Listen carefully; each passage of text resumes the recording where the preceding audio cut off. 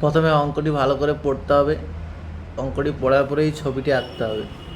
Figure 1, বৃত্তস্থ চতুর্ভুজ A B C D, তার angle A 60 degree, B D C 50 degree.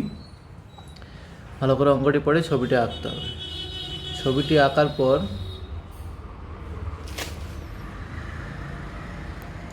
আঁকার পর এই ছবিতে লক্ষ্য করো যে এ বি বৃত্তচাপের উপর অবস্থিত অ্যাঙ্গেল সি ডি আর ই এরা সবাই সমান হবে। একই বৃত্তচাপের উপর অবস্থিত বৃত্তস্থ কোণগুলি পরস্পরের সঙ্গে সমান হয়।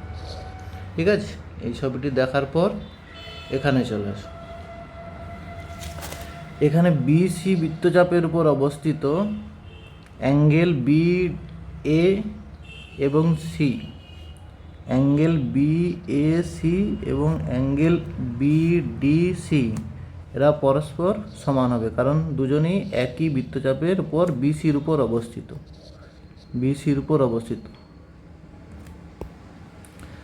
তো angle B D C 50 degree হলে অ্যাঙ্গেল বি এ সিও 50 ডিগ্রি হবে।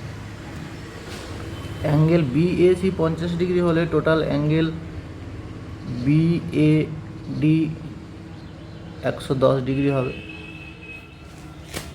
60 + 50 এই অ্যাঙ্গেলটা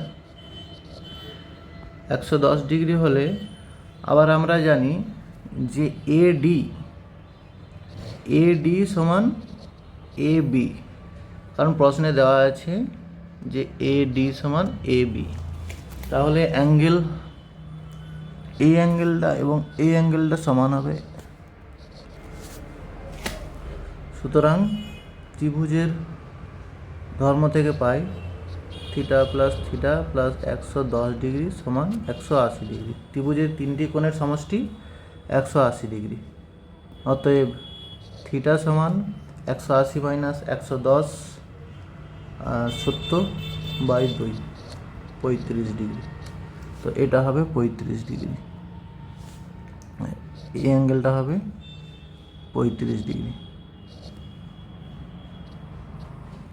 এটা যদি 35 ডিগ্রি হয় তো total angle A D C হবে 35 প্লাস 50 85।